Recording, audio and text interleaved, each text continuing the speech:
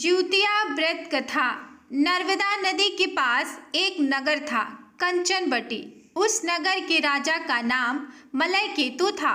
नर्मदा नदी के पश्चिम में बालूहटा नाम की मरुभूमि थी, जिसमें एक विशाल पाकड़ के पेड़ पर एक चील रहती थी। उसी पेड़ के नीचे एक सियारनी भी रहती थी।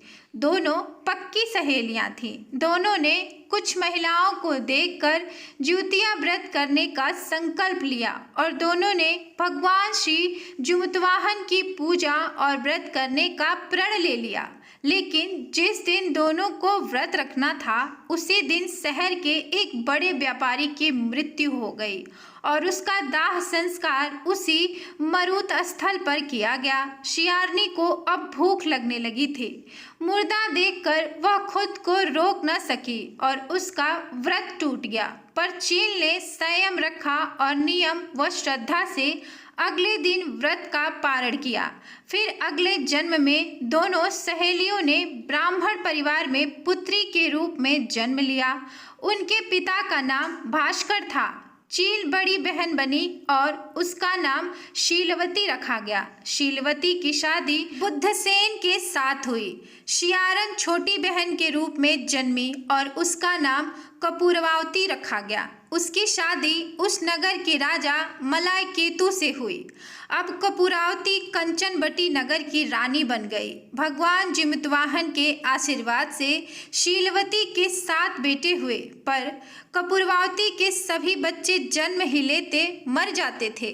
कुछ समय बाद शीलवती के 7 पुत्र बड़े हो गए। वे सभी राजा के दरबार में काम करने लगे।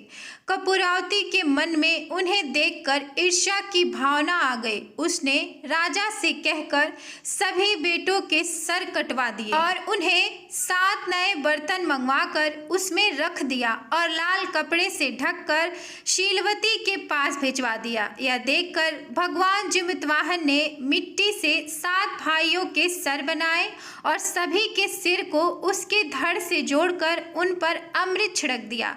इससे उनमें प्राण आ गए और वो जीवित हो उठे। 7 जीवित जिंदा हो गए और घर लौट आए। जो कटे सर रानी ने भेजे थे, वे फल बन गए। दूसरी ओर रानी कपूरावती बुद्धसेन के घर से सूचना पाने को व्याकुल थी। जब काफी देर सूचना नहीं आई तो कपूरावती स्वयं बड़ी बहन के घर गई। वहां सबको जिंदा देखकर वह सन्न रह गई।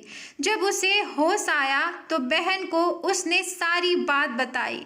अब उसे अपनी गलती पर पछतावा हो रहा था। भगवान जुमतवाहन की कृपा से शीलवती को पूर्व जन्म की बातें याद आ गई। वह कपूरावती को लेकर उसी पाकड़ के पेड़ के पास गई और उसे सारी बातें बताई।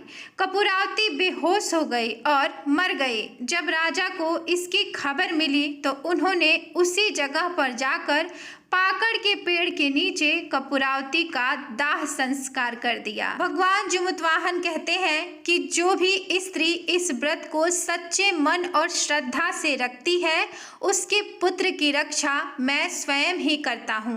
और जिस दिन भी ये व्रत हो, उस दिन इस कथा को सुनने से व्रत को संपूर्ण माना जाएगा। तो अगर आपको ये कथा पसंद आई है तो वीडियो को लाइक, शेयर और सब्सक्राइब जरूर से जरूर करें। धन्यवाद।